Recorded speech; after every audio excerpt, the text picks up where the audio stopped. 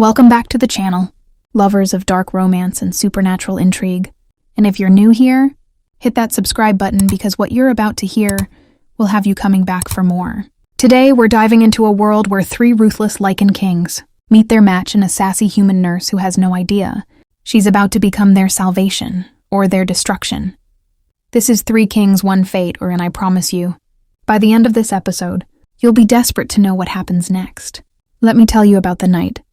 Sophia Chen's life shattered into 1,000 glittering, dangerous pieces.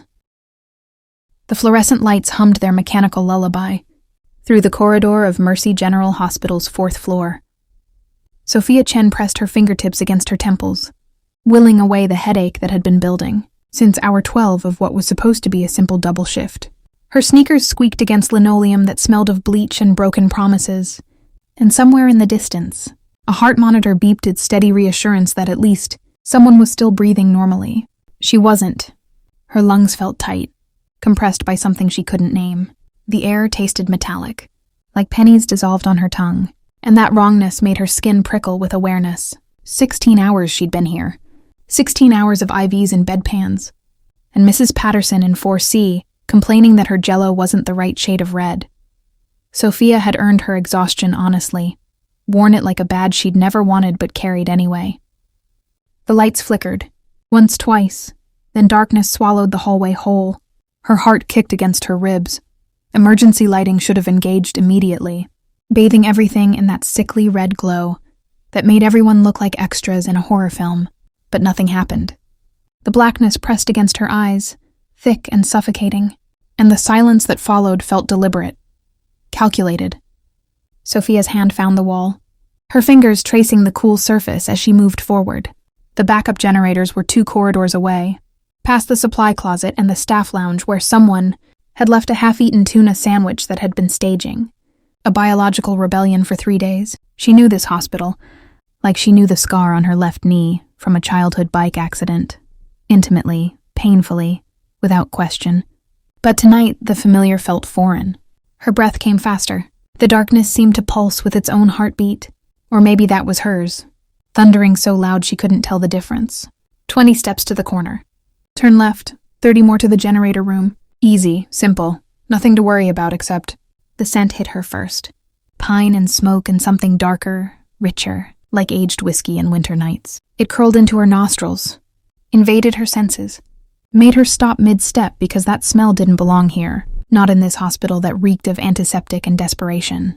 This was wild, untamed, expensive in a way that made her second-hand scrubs feel like sandpaper against her skin. Well. The voice came from everywhere and nowhere, smooth as silk dragged across broken glass. What do we have here? The emergency lights finally sputtered to life. 3 men stood in the corridor ahead of her, and Sophia's brain stuttered trying to process what her eyes were seeing. Identical. Perfectly. Impossibly identical. Tall enough that she had to tilt her head back to meet their gazes, broad-shouldered in custom black suits that probably cost more than her annual salary. Their faces could have been carved by an artist who specialized in masculine perfection. Sharp jawlines, high cheekbones, full lips that looked designed for either kissing or cruelty, but it was their eyes that stopped her heart. Silver. Not gray, not pale blue, but actual silver, like molten mercury captured in human form. And they were all looking at her with an intensity that made her feel stripped bare, examined, assessed down to her bones. Her voice came out strangled. She cleared her throat, forced steel into her spine the way she'd learned to do when male patients got handsy or drunk visitors got aggressive. The hospital is closed to visitors. You need to leave. The one in the middle smiled. It wasn't comforting. We're not visitors. He took a step forward, and even that simple movement carried a predatory grace that raised every alarm bell in Sophia's nervous system. We're here for you. The words landed like ice water down her back. Her hand inched toward the panic button clipped to her scrub pocket, but she didn't press it. Not yet. These men radiated danger, yes, but also control. They weren't here to hurt random hospital staff. They were focused, deliberate, on her. You've got the wrong person. She kept her voice level, professional, the tone she used with confused dementia patients. I'm nobody, just a nurse trying to finish her shift and go home. Sophia Chen. The man on the left spoke now, his voice deeper, rougher, like gravel mixed with honey. Born October 13th, 26 years old. Graduated top of your nursing class despite working 3 jobs. Currently residing at 2247 Ashwood Street, apartment 3B. You drink your coffee black with 2 sugars, you're allergic to shellfish, and you have a small scar behind your right ear from a childhood accident involving a swing set and poor judgment. Her blood turned to slush in her veins. How do you... The question died on her lips, because she knew asking wouldn't give her answers that made sense. These men shouldn't know those things. Couldn't know those things. But they did. And that knowledge sat between them like a loaded gun. The third man, the one on the right, tilted his head. His silver eyes tracked her with an attention that felt physical, like fingers ghosting across her skin. Your heartbeat just increased. 120 beats per minute now. Fear response, but also, he inhaled slowly, deeply, and something flickered in those metallic depths. Curiosity. You're scared, but you're not running. Interesting. Who the hell are you? The words came out sharper than she intended, but fear was giving way to anger now. Good. Anger she could use. Anger made her sharp instead of shaky. I'm Ryker. The middle one gestured to his brothers with a casual elegance that spoke of boardrooms and blood. This is Blaze. The rough-voiced one inclined his head. And Ash. The observant one smiled, and it was somehow more terrifying than if he'd snarled. Congratulations on having names, Sophia shot back. Now get out before I call security. We are security, little nurse. Ryker's smile widened. We're kings. The laugh that burst from her throat was sharp, borderline hysterical. Kings, right, and I'm the Queen of England. Listen, I don't know what kind of game you're playing, but... Ryker moved. 1 second he was 10 feet away. The next he was right there, so close she could feel the heat radiating from his body like a furnace. His hand came up and Sophia's training took over. She grabbed the pepper spray from her pocket and deployed it directly into his face. He didn't even blink. The spray hit him full force, should have sent him to his knees. But Ryker just stared at her with those silver eyes that now glowed in the dim emergency lighting. The chemical irritant rolled off him like water off stone. Oh shit. The words whispered past her lips. Bring her to our room. Ryker's command cracked through the air like a whip. And suddenly there were more men in suits appearing from shadows that shouldn't have held them. Guards, she realized. These 3 had brought guards to a hospital. Survival instinct screamed through her nervous system. Sophia drove her knee up hard and fast, catching Blaze in the groin because anatomy was anatomy and pain was universal. He grunted, doubled over, and she used his bent form as a launching point to sprint past him. Her sneakers found purchase on the linoleum, her legs pumping, her breath sawing in and out of her lungs. The stairwell. If she could just reach the stairwell, something slammed into her from behind, or rather someone. And then she was spinning, her back hitting the wall with enough force to knock the air from her lungs. Ash had her pinned, one hand on either side of her head, his body caging hers without actually touching her. You're fast, he murmured, and there was approval in his voice that made her want to spit in his face. But not fast enough. Get off me, she shoved at his chest. But it was like pushing against granite. Solid, immovable, wrong. We're not going to hurt you. His silver eyes held hers, and she saw something flicker there. Hunger maybe, or recognition. We're trying to save you. By attacking me in a hospital? Her voice cracked.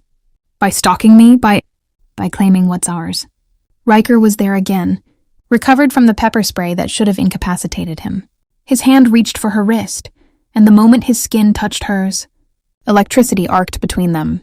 Sophia gasped. The sensation shot up her arm, invaded her chest, wrapped around her heart and squeezed. Heat followed, spreading through her veins like liquid fire, and for a moment, just a moment, she felt something vast and ancient stir inside her, something that whispered yes and home and finally... Then reality crashed back. She wrenched her arm away, stumbling back against the wall. Don't touch me. Ryker's eyes had gone wide, his chest heaving like he'd run a marathon. Blaze and Ash flanked him, and all 3 wore expressions of shock that looked foreign on their arrogant faces. Did you feel that? Blaze's voice came out rough. Impossible. Ash breathed the word like a prayer. She's... Ryker started, but the sound of approaching footsteps cut him off. Security! A voice called from the adjacent corridor. We got a call about a disturbance. The 3 men exchanged glances, some silent communication passing between them that Sophia couldn't decipher. Then Ryker pulled something from his jacket pocket. A matte black card with silver embossing she couldn't read in the dim light. "We'll be seeing you again, Sophia Chen."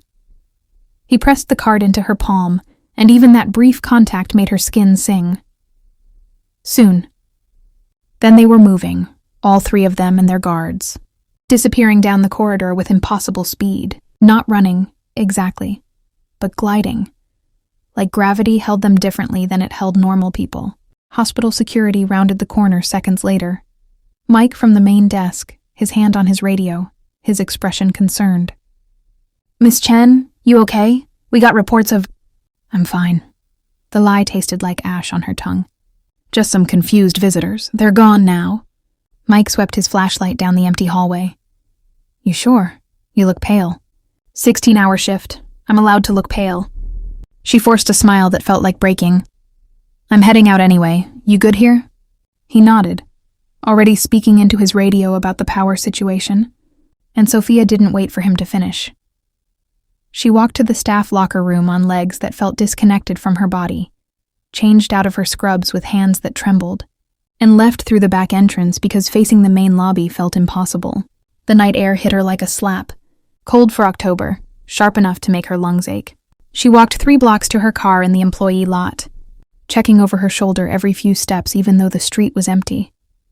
Her keys jingled as she unlocked the door, and she practically fell into the driver's seat. Only then did she look at the card. The embossing caught the streetlight, an address in the Diamond District, where apartments started at $3 million and only went up. Below it, just 3 words in elegant script: "We'll be waiting." Sophia's hands shook as she started the car. The engine turned over, normal and reliable, and she pulled out of the lot with careful precision because her entire world might be tilting sideways, but traffic laws still applied. The drive home took 15 minutes. She lived in the kind of neighborhood where people minded their own business, and rent was just affordable enough that she could almost save money each month. Her building was old but clean, 5 stories of brick and fire escapes and dreams deferred. She took the stairs because the elevator made strange noises at night, her footsteps echoing in the stairwell. 3rd floor. Her apartment was at the end of the hall, 3B in tarnished brass numbers. 3 locks on her door. She'd installed them herself after a string of break-ins 2 years ago. She engaged each one carefully, methodically, the clicks loud in the silent apartment. Then she leaned against the door and let herself breathe. The apartment was dark, small. 1 bedroom, 1 bathroom, a kitchen that was more concept than reality. But it was hers, paid for with her own money, filled with her own things. Safe. Except it didn't feel safe anymore.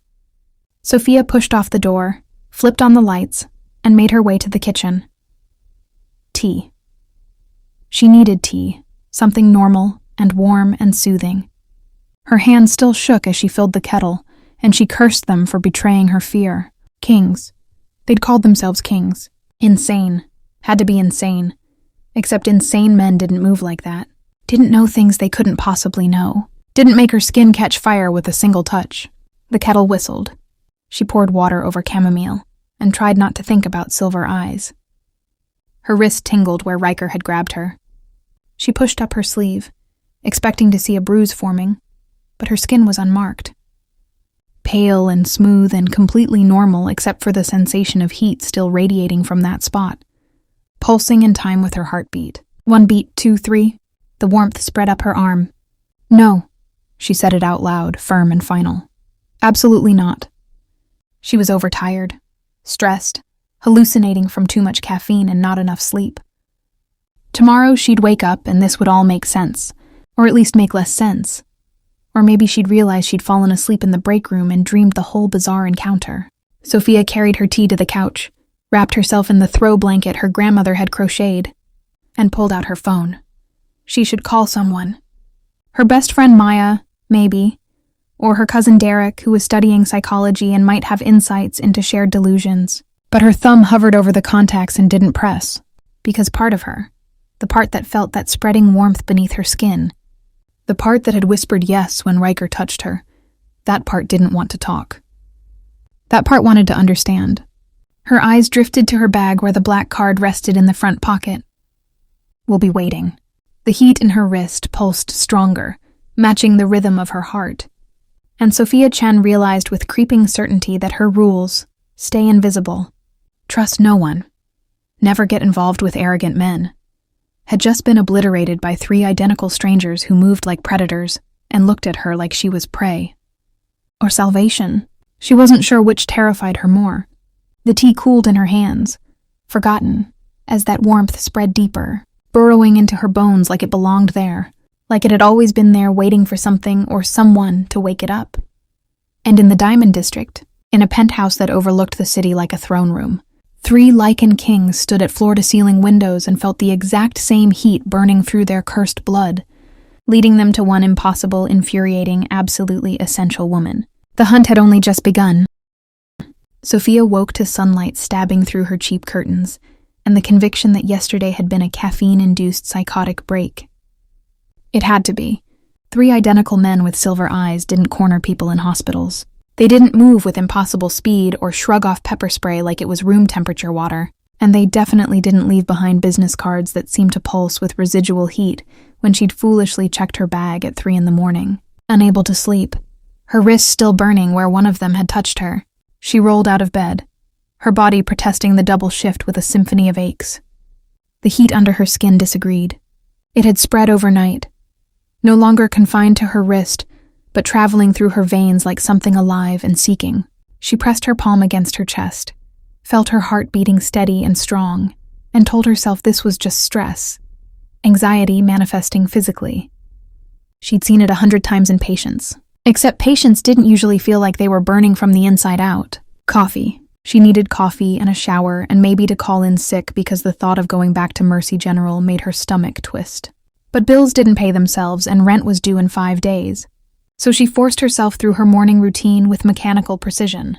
Shower, scrubs, hair pulled back in a bun that was more function than style, sneakers that had seen better days but still had a few miles left in them. She grabbed her bag, checked the locks twice, and headed down the stairs with her keys threaded through her fingers like a makeshift weapon. The morning was crystalline and cold, the kind of October day that promised winter wasn't far behind. Her car started on the second try, and she pulled into traffic with the radio playing something upbeat and meaningless that filled the silence without requiring thought. Her coffee shop was 3 blocks from the hospital. The Grindhouse, ironic name, terrible puns on the menu board, but they made a vanilla latte that tasted like liquid heaven. She'd been coming here for 2 years, knew the baristas by name, had a usual order that they started making the moment she walked through the door. The bell chimed as she entered. And there they were, all 3 of them, sitting at the corner table like they'd been carved from the same block of expensive marble and strategically placed to destroy her sanity. They wore different clothes today, still expensive, still tailored within an inch of their lives, but casual. Dark jeans, fitted shirts, leather jackets that probably cost more than her car. Ryker saw her first, his silver eyes locked onto hers, and that smile spread across his face like sunrise, slow and inevitable, and entirely too satisfied. "Good morning, Sophia." Every head in the coffee shop turned. The barista froze mid-pour. The college student in the corner looked up from her laptop with undisguised interest. Sophia's fingers tightened around her keys until the metal bit into her palm. She walked to the counter with her spine straight and her chin up, ignoring the 3 impossible men watching her, like she was the only thing in the room worth seeing. "The usual, please," she told Marcus, the morning barista who'd been flirting with her mildly for 6 months. Marcus glanced at the corner table, then back at her. "Sure, yeah, 1 vanilla latte coming up."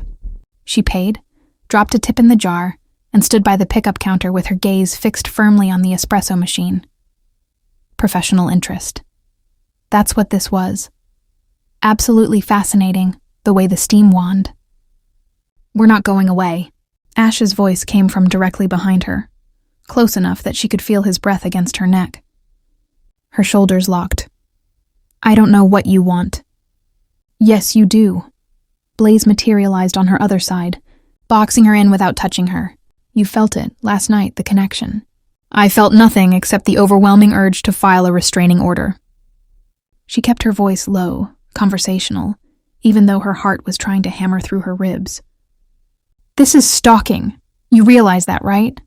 This is literally the definition of stalking. Is it stalking if we're fated?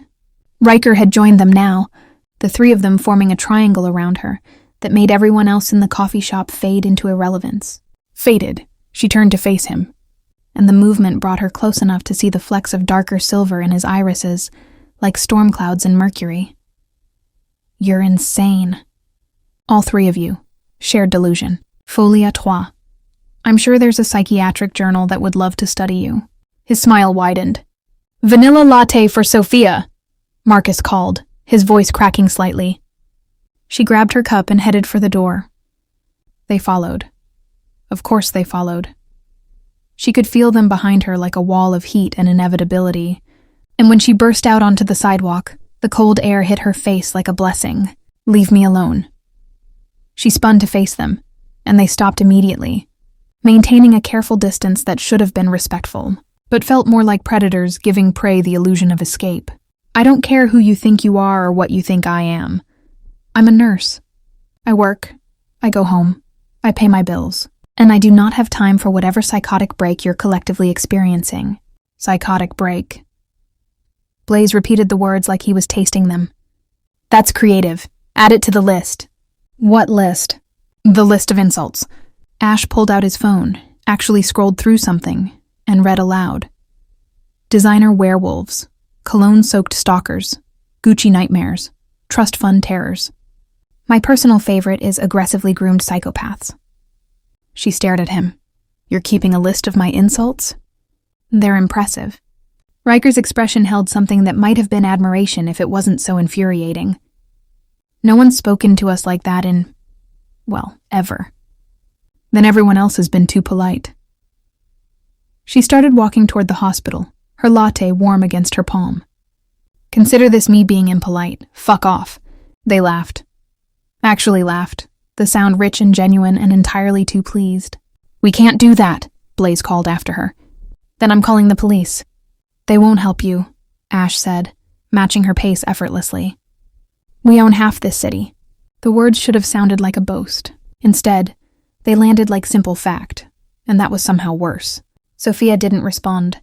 She walked faster, her coffee sloshing dangerously close to the lid, and pushed through the hospital's employee entrance with enough force that the door slammed against the wall. The security guard looked up, startled, but she was already past him, heading for the locker room, where she could lock herself in a bathroom stall and scream into her hands. Except the bathroom wasn't sanctuary. She spent her shift in a state of hypervigilance that made her jumpy and short-tempered. Every tall figure in the hallway made her pulse spike. Every flash of silver, a watch, a pen, a patient's hair, sent adrenaline flooding through her system. By lunch, she'd snapped at 2 doctors and made a med student cry, and her charge nurse pulled her aside with concern creasing her face. You okay, Chen? You seem off. I'm fine. The lie was automatic. Just tired? Take your break. Actually take it, not that thing you do where you eat standing up at the nurse's station. So Sophia went to the break room and discovered all 3 of them sitting at the table, looking completely at home among the scattered medical journals and someone's leftover birthday cake. Her brain short-circuited. How? The word came out strangled. This is employee only. We're interviewing for a position. Ryker gestured to the hospital administrator sitting across from them, looking simultaneously thrilled and terrified.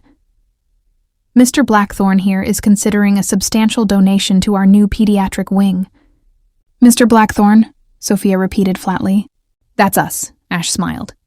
The Blackthorn brothers. Surely you've heard of Blackthorn Industries. Tech, real estate, private security. She had. Everyone had. Blackthorn Industries was one of those companies that seemed to own pieces of everything, their name appearing on buildings and charity galas, and the occasional scandal that got buried so fast it might as well have never existed. You're them. Her voice came out hollow. We're us, Blaze corrected, and you're you, and we're all here together. Fate has a sense of humor. The administrator stood, clearly sensing he'd become irrelevant. I'll just prepare those documents. Wonderful meeting you, gentlemen. He scurried out, leaving Sophia alone with 3 billionaires who watched her like she was the only item on a very exclusive menu. Get out, she pointed at the door. We brought lunch. Ryker indicated the spread on the table. Actual food, not hospital cafeteria sadness.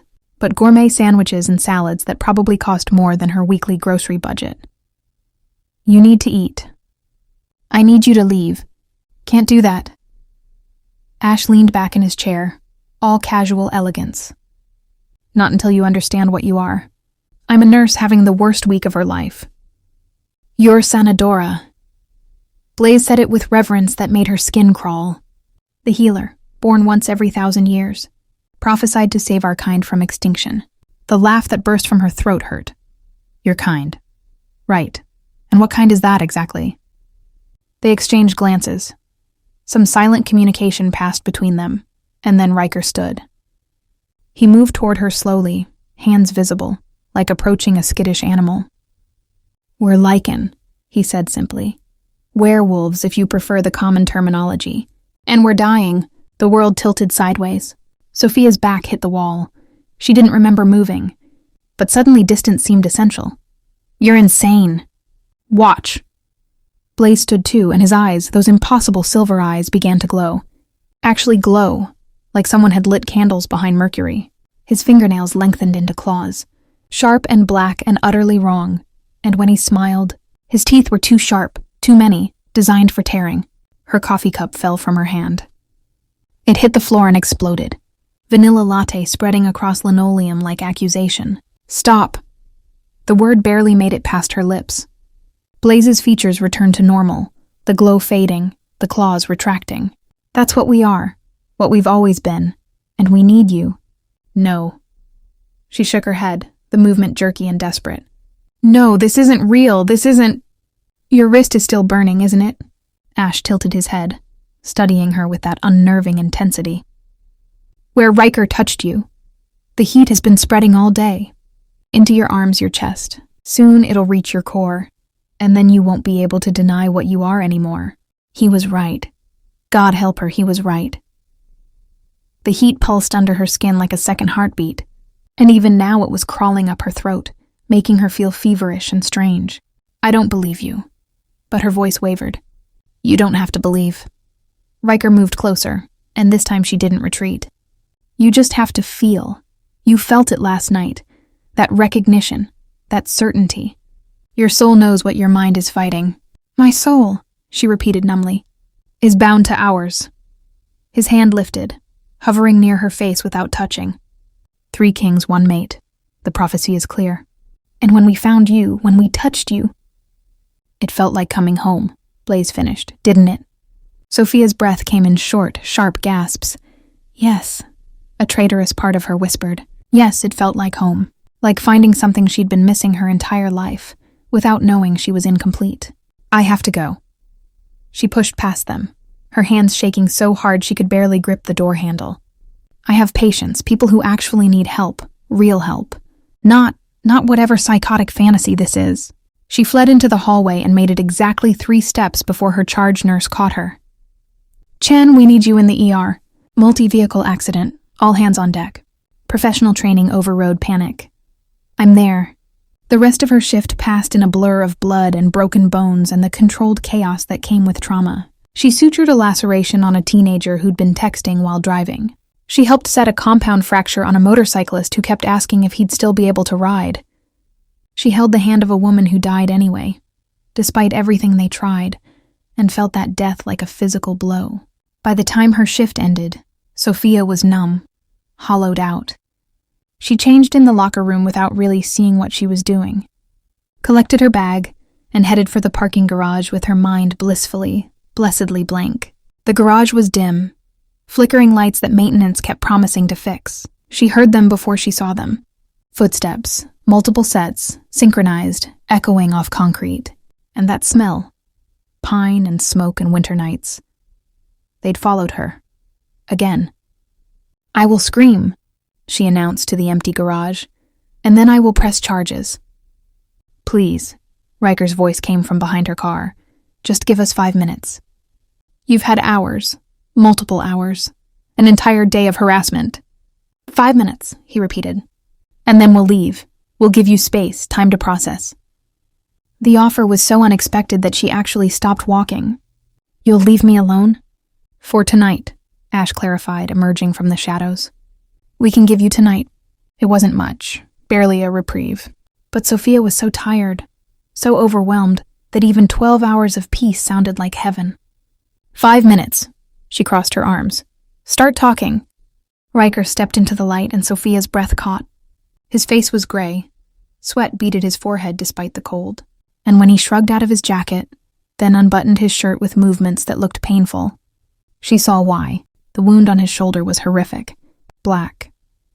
Not bruised black, but actual black. Like someone had poured ink under his skin.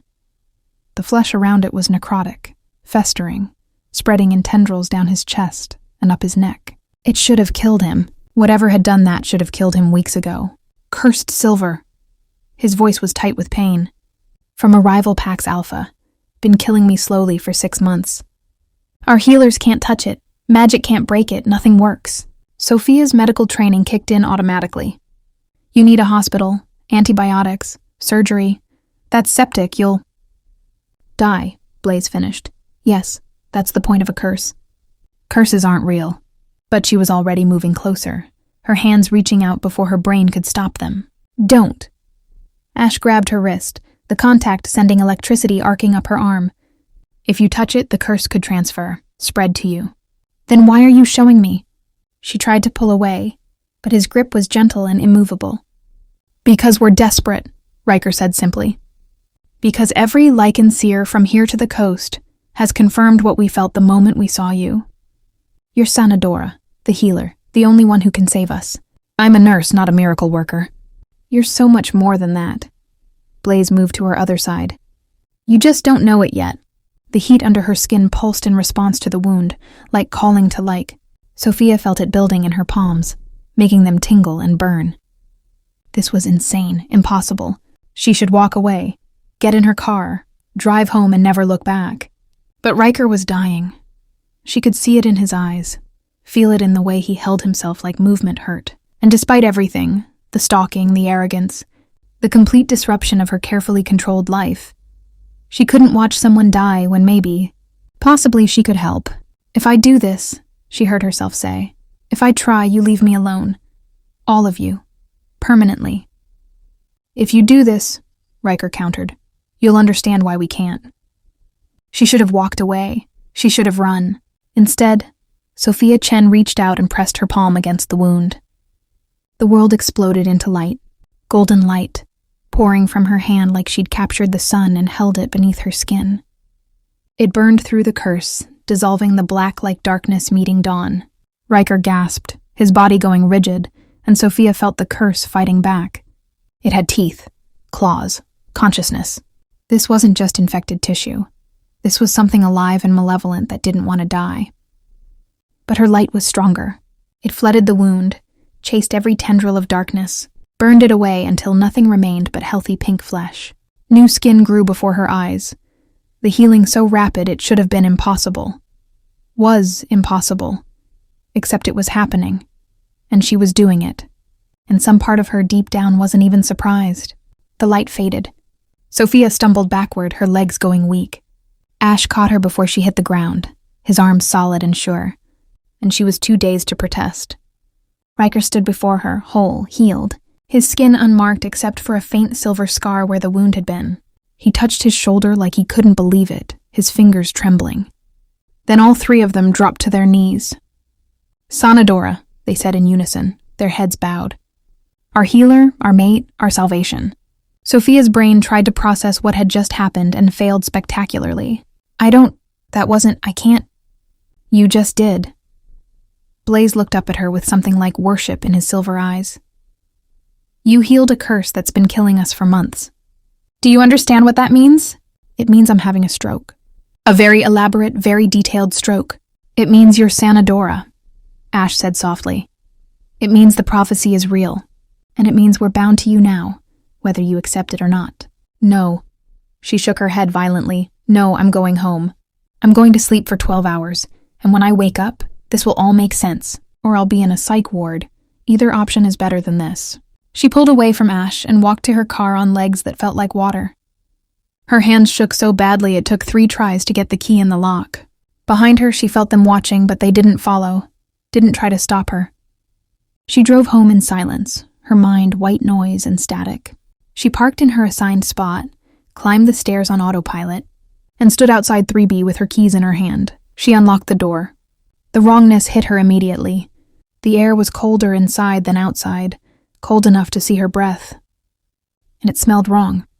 Not pine and smoke, but rot and sulfur. Like something dead had crawled into her walls and decided to stay. No, the word came out small. Shadows moved in her living room. Not normal shadows cast by furniture and lamplight, but shadows with substance, with weight, with eyes that glowed red in the darkness. They lunged. Sophia screamed. The creatures were made of smoke and malice, their forms shifting and indistinct, but their claws very real. One raked across her arm, and pain exploded bright and sharp. She fell back against the door, her bag falling from nerveless fingers, and the creatures converged. Then the door exploded inward. Wood splintered. Hinges tore free, and 3 figures burst through in a cascade of power that made the air itself vibrate. Except they weren't men anymore. They were wolves. Massive, the size of bears, with fur like midnight and silver eyes that burned with fury. Ryker. She knew it was Ryker somehow, felt it in her bones, threw himself at the largest shadow creature. His jaws closed around something vital, and the thing shrieked before dissolving into smoke. Blaze and ash tore through the others with claws and teeth and raw violence that should have been terrifying, but felt like safety. The fight lasted maybe 30 seconds. When it was over, the creatures were gone, leaving only the smell of sulfur and Sophia's destroyed apartment. The wolves turned to her. She should have been afraid, should have run, but when Ryker padded toward her, his massive head lowering to her level, she found herself reaching out to touch his fur. It was soft, warm, real. "You came," she whispered. He shifted back to human form in a ripple of power that she definitely wasn't ready to process. Naked, very naked and very built, and she was absolutely not looking at anything below his shoulders. He knelt before her. "We'll always come," he said. "You're ours to protect." What were those things? Shadow demons. Ash had shifted too, and he was examining the scratch on her arm with gentle fingers. "Sent by someone who knows what you are. Who wants you dead or captured before you can bond with us fully." Bond. The word felt foreign. "I haven't bonded with anyone. Not yet." Blaze, also naked, also very built, and she really needed to look at the ceiling or the floor or literally anywhere else, moved to inspect the door. "But they know you will. Know you're Sanadora, which means we're out of time." Ryker stood, his hand cupping her uninjured cheek. "You're not safe here, not anymore, and we can't protect you while maintaining distance." "So what are you saying?" But she already knew. "You're coming with us." His silver eyes held hers. "To our home, where we can keep you alive long enough for you to understand what you really are." "I don't have a choice, do I?" "You always have a choice." Ash appeared with clothes. She didn't ask from where, and the 3 of them dressed with efficiency that spoke of practice. "But the choices come with us willingly, or die when the next attack comes. And it will come. Probably within the hour." Sophia looked at her ruined apartment, at the claw marks scoring her walls, at the blood, her blood, dripping from her arm onto the floor. "I want my own room," she heard herself say, "and boundaries, and an explanation for everything, every single thing." Done. Ryker's relief was palpable. "Grab what you need, we leave now." She filled a bag with clothes and toiletries with hands that had stopped shaking out of sheer shock overload. Practical items. Her phone charger, the photo of her grandmother. She was either having the most elaborate mental breakdown in history, or her life had just been hijacked by 3 werewolf billionaires who thought she was their prophesied savior. Either way, staying seemed like a terrible idea. "Ready?" Blaze asked when she emerged from her bedroom. Not even remotely. "Good enough." He bent, and before she could protest, lifted her into his arms like she weighed nothing. "I can walk. Faster this way." Ash grabbed her bag. Ryker took point, and they carried her out of apartment 3B, down the stairs, past her startled neighbors, and into the night where a black car waited with tinted windows and luxury that probably cost more than the entire building. Sophia Chen, who had 3 rules and a carefully controlled life, let herself be bundled into the back seat between 2 werewolves, while a third drove them toward the Diamond District. Toward a penthouse fortress, toward answers she wasn't sure she wanted. The heat under her skin pulsed in time with 3 heartbeats that weren't her own. And somewhere in the city, enemies watched and plotted. Sophia woke to silk sheets and the smell of coffee she hadn't made. Her eyes opened slowly, cataloging details with the methodical precision of someone whose brain was still insisting this was all an elaborate hallucination. High ceiling, exposed beams that looked hand-carved, floor-to-ceiling windows revealing a city skyline she recognized but had only ever seen from ground level. Furniture that belonged in magazines she couldn't afford. This wasn't her apartment. Memory crashed back. Shadow creatures, wolves, 3 naked billionaires who'd carried her away from her destroyed life, like she was something precious, instead of a woman having a complete psychological collapse. She sat up fast enough to make her head spin. The bedroom was obscene. Not just large, but palatial. The kind of space that made her efficiency apartment look like a shoebox. The bed she'd been sleeping in could have fit 6 people comfortably. Probably had knowing billionaires. Everything was cream and gold and expensive. From the hardwood floors to the abstract art on the walls, that was either brilliant or completely meaningless. Her bag sat on a chair by the window, still packed, untouched. The door, heavy, ornate, probably cost more than her car, was closed but not locked. She tested it carefully, half expecting alarms or magical wards or whatever supernatural security billionaire werewolves used. It opened smoothly. The hallway beyond was just as excessive. Marble floors, more art, lighting that seemed to come from everywhere and nowhere. She followed the smell of coffee like a lifeline, her bare feet silent on cold stone, and emerged into a kitchen that belonged on a cooking show. All 3 of them were there. Ryker stood at the stove, cooking something that smelled like heaven. Blaze leaned against the counter, scrolling through his phone. Ash sat at the massive island, reading an actual newspaper like some kind of vintage businessman. They all looked up when she entered. "Good morning," Ryker said, like this was normal. Like she hadn't been kidnapped. Like her entire world hadn't been shattered and reassembled into something unrecognizable. "Where am I?" Her voice came out rough from sleep and screaming. "Our home." Ash folded his newspaper with precise movements. "The penthouse, Diamond District. You're safe here." "Safe?" She laughed, the sound brittle. "I'm a prisoner." "You're a guest," Blaze corrected. "Guests can leave. Can I leave?" Silence answered her. "That's what I thought." She crossed her arms, very aware that she was wearing the same clothes from yesterday, that her hair was probably a disaster, that she had no power here. "So let's call this what it is. Kidnapping, false imprisonment, several felonies. It's protection," Ryker said quietly. "Those shadow demons will come back. They always do. And next time there might be more. Stronger ones. We couldn't risk leaving you exposed. So you decided for me?" "Yes." No apology in his voice. "We decided you get to stay alive." The arrogance should have made her furious. Did make her furious. But underneath the anger was fear, cold and sharp, because those creatures had been real. The claws that had torn her arm had been real, and these 3 men had fought them without hesitation. "I want answers." She moved to the island, sat on a stool because her legs felt unsteady. "Real answers. No more cryptic prophecy garbage. If I'm stuck here, you owe me that much." "Fair." Ash pushed a coffee cup toward her. Black, 2 sugars, exactly how she took it. Of course he knew. They seemed to know everything. "What do you want to know?" "Everything." She wrapped her hands around the warm ceramic. "Start with what you are." So they told her. About Lycan, werewolves who'd existed alongside humans for millennia, hidden in plain sight, their supernatural nature carefully guarded. About the hierarchy that governed their world. Alphas and betas and omegas, packs and territories and blood feuds that stretched back centuries. About the curse that had nearly destroyed their bloodline, killing their father and weakening their pack until they were vulnerable to rivals who'd spent years waiting for the Blackthorn Kings to fall. Blaze talked about the wars, the territories they'd fought to hold, the enemies who wanted them dead or subjugated.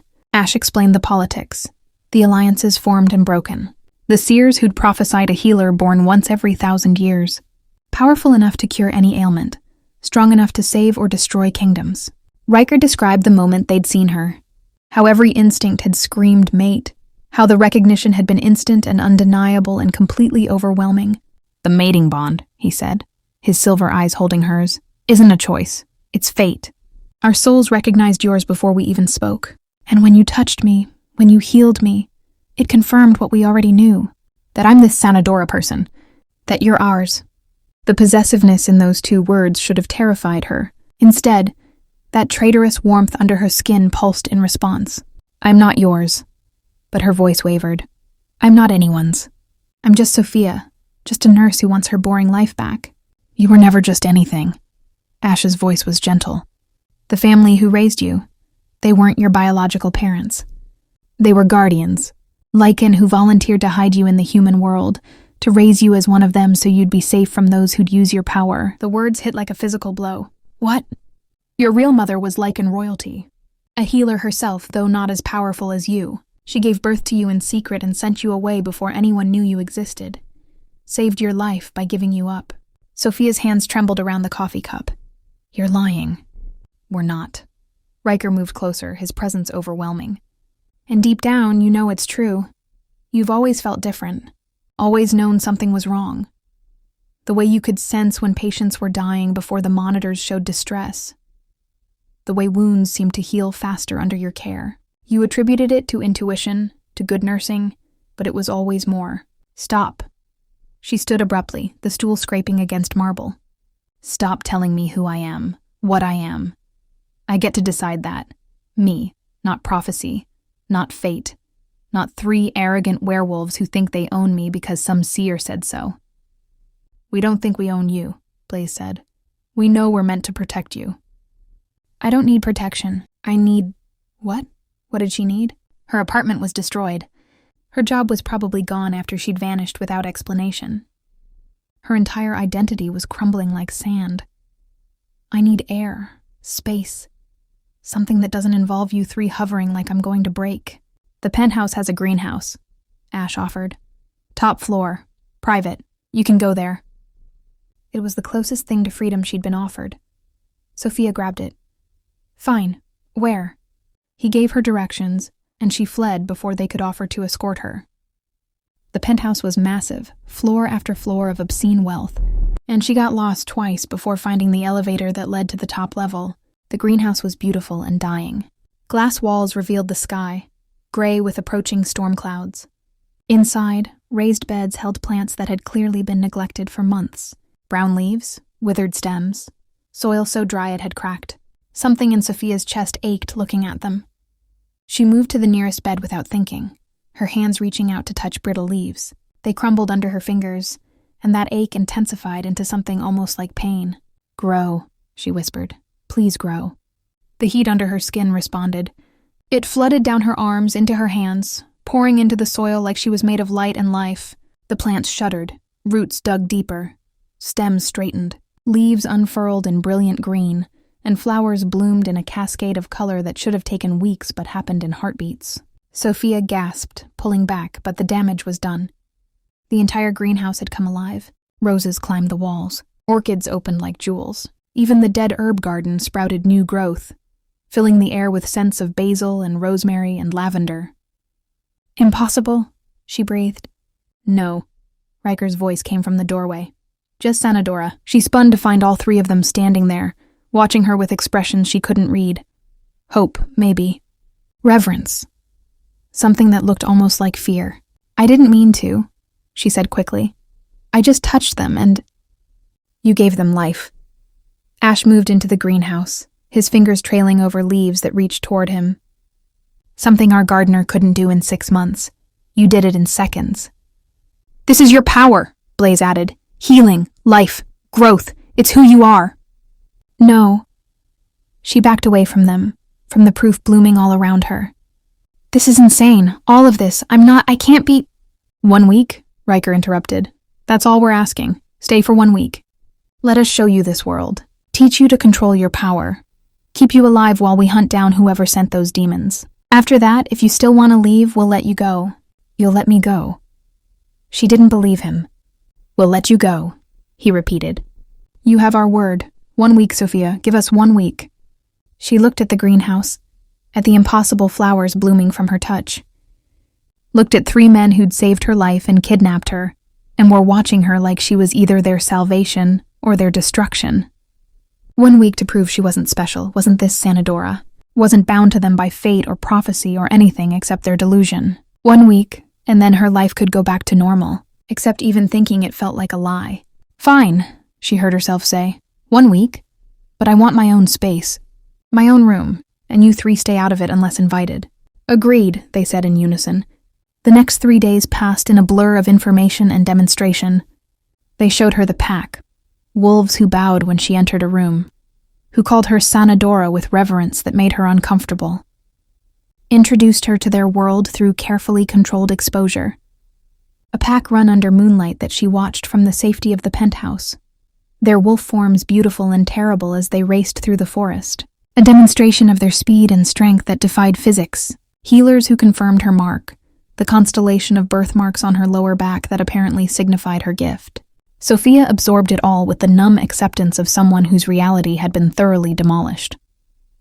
The brothers were everywhere and nowhere, giving her space while somehow always present. Ryker taught her self-defense in a gym that took up an entire floor. Blaze showed her how to sense supernatural presence, that prickling awareness that she'd always dismissed as anxiety. Ash shared their history, the tragedy that had shaped them, and through it all, that heat under her skin burned stronger. It was worst at night, when she lay alone in her palatial bedroom and felt their presence through walls and floors.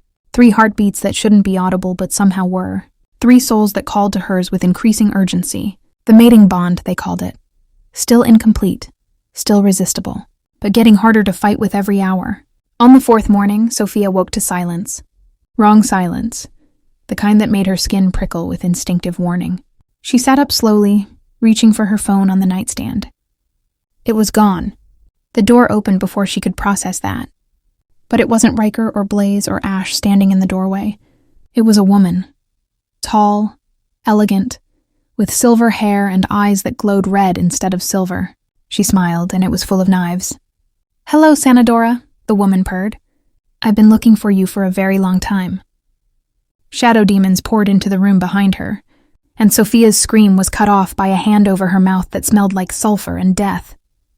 She fought, clawed and bit and kicked with everything Ryker had taught her, but there were too many, and they were too strong, and the woman's laugh echoed as darkness consumed everything. When Sophia woke, she was somewhere else. Cold, dark, the smell of decay so thick it coated her tongue. She was chained to a wall, heavy iron around her wrists that burned when she moved. Magic, she realized distantly. The chains were spelled to contain her. Awake already? The silver-haired woman emerged from shadows. Good, we have so much to discuss. Where am I? Sophia's voice was hoarse. Where you were always meant to be. The woman gestured, and torches flared to life, revealing a dungeon that looked like it belonged in a medieval nightmare. With family? Sophia's eyes adjusted to the light, and her heart stopped, because there, chained to the opposite wall, was another woman, older, emaciated, her hair white and tangled. Her skin stretched over bones, her eyes, silver eyes like the brothers, fixed on Sophia with desperate recognition. "Mom?" The word came out broken. The older woman's lips moved, barely a whisper. "Sophia. My Sophia." "No." Sophia pulled against her chains. "You're not. My mother is dead. Has been dead for 10 years. Your human mother, yes." The silver-haired woman circled her like a predator. "But this? This is your real mother, Queen of the Northern Pack. Most powerful healer born in 5 centuries. Until you." The chained woman coughed and blood speckled her lips. "I sent you away, kept you safe. Safe." The word was bitter in the silver-haired woman's mouth. "Hidden, you mean? While we slaughtered every other healer we could find. Wiped out the bloodline so none could challenge us.